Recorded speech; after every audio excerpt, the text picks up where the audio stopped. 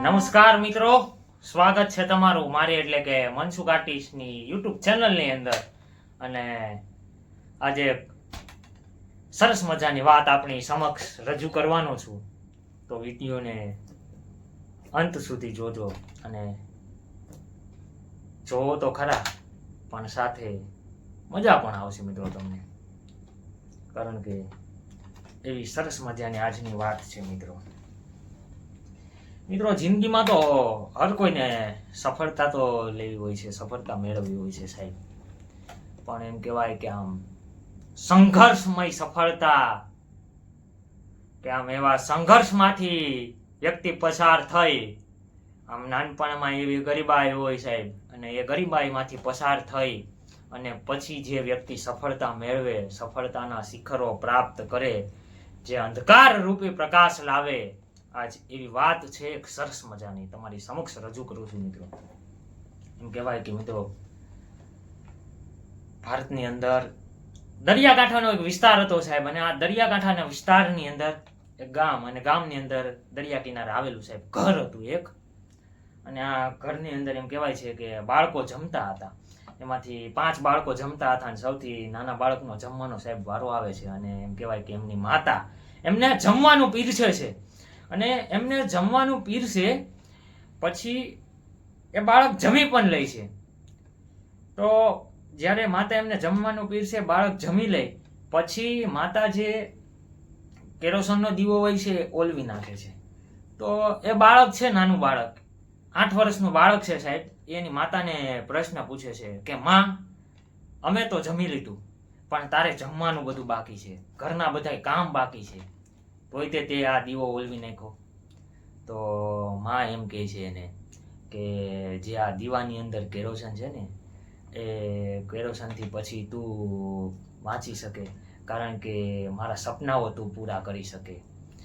તો માં, બાળક છતાં પણ કહે છે કે માં, તે અમારા માટે, તારા માટે જમવાનું પણ નથી, તે કેરોસન વાળો જે દીવો હતો એ ઓલવી નાખ્યો. તો માં કહે છે કે આ અંધકાર કરતા તો મારો અંધકાર બહુ મોટો છે, કારણ કે મને ચોક્કસ વિશ્વાસ છે કે તું મારા સપનાઓ 100% પૂરા કરીશ, અને મારા જેવી માતાઓ છે એવી ઘણી બધી માતાઓના જીવનમાં તું પ્રકાશ લાવીશ મિત્રો. આ બીજું કોઈ નહીં, પણ એમ કહેવાય કે રામેશ્વરથી લઈ ને દિલ્હી રાષ્ટ્રભવન સુધી જે જાય છે, એ નાનપણથી લઈને મોટા થાય ત્યાં સુધીની એમની સંઘર્ષમાંથી પસાર થાય, આ બીજું કોઈ નહીં.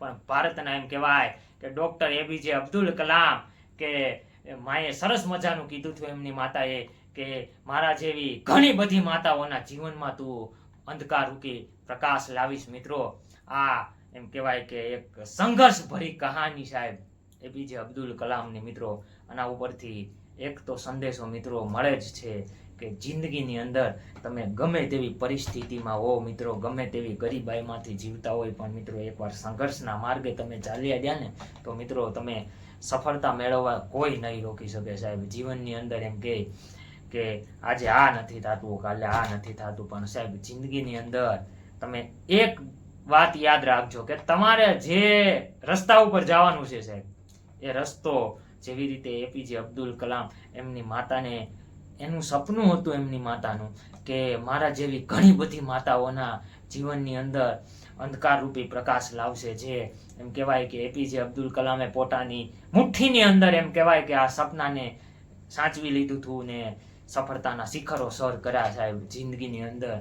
એવી રીતે મિત્રો આપણે પણ ગમે તેવી નિષ્ફળતા મળે, કે ગમે તેવા જીવનમાં મુશ્કેલીમાં નિષ્ફળતામાંથી પાસ થઈ, તો કદી હારી નહીં જવાનું સાહેબ. આ સરસ મજાની વાત ઘણું બધું કહી જાય છે જિંદગીની અંદર.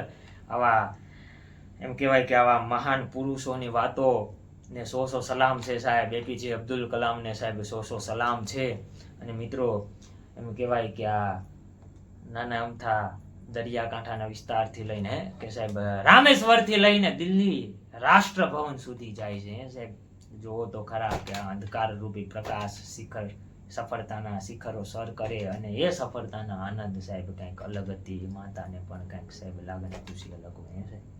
આ સફળતાની ચાવી છે સાહેબ જિંદગીની અંદર. એટલે ગમે તે રસ્તે હોય, ગમે તે ક્ષેત્રમાં હોય મિત્રો, પણ તમને નિષ્ફળતા 100% મળવાની. હર કોઈને નિષ્ફળતા તો મળે જ, તે પછી જ તે સફળ થાય છે મિત્રો. અને જે એમ કહેવાય કે ડાયરેક્ટ સફળતા મળી ગઈ હોય તો એને જીવનમાં નિષ્ફળતા તો સાહેબ 100% આવે જ તે. એટલે સફળતા નિષ્ફળતા તો આવ્યા કરવાની છે સાહેબ જિંદગીમાં. એમ કહેવાય કે ગાડી જાતી હોય રસ્તા ઉપરથી તો સાહેબ ગાડી એકારે આમ હાઈવે ઉપર જાતી હોય તો સીધી સીધી જાતી હોય એવું નથી. વચ્ચે સાહેબ પુલ આવે તો નીચે ઉતરવું પડે, ગાડીને નીચે આમ ઉતારવી પડે, અને પાછો પુલ ઉપર ચડાવવાનો હોય તો ચડાવવી પડે સાહેબ. એવી રીતે જિંદગી છે. ક્યારેક નિષ્ફળતા આવે, સફળતા આવે, પણ જેથી સફળતાના શિખરો શરૂ થઈ જાય સાહેબ, એ મજા કંઈક અલગ છે સાહેબ. જો આ વિડીયોની અંદર ભૂલચૂક થઈ હોય તો મને માફ કરજો. અને આવા અવનવા વિડીયો જોવા માટે મને એટલે કે મનસુખ આર્ટિસ્ટને ચેનલને લાઈક શેર અને સબસ્ક્રાઇબ કરવાનું ભૂલતા નહીં. અને હા સાહેબ, આપણે આમાં વ્લોગ પણ નાખતા જશું અને તમને મનોરંજન પણ પૂરું પાડતા જશું. તો મળીએ છીએ નેક્સ્ટ વિડીયોમાં.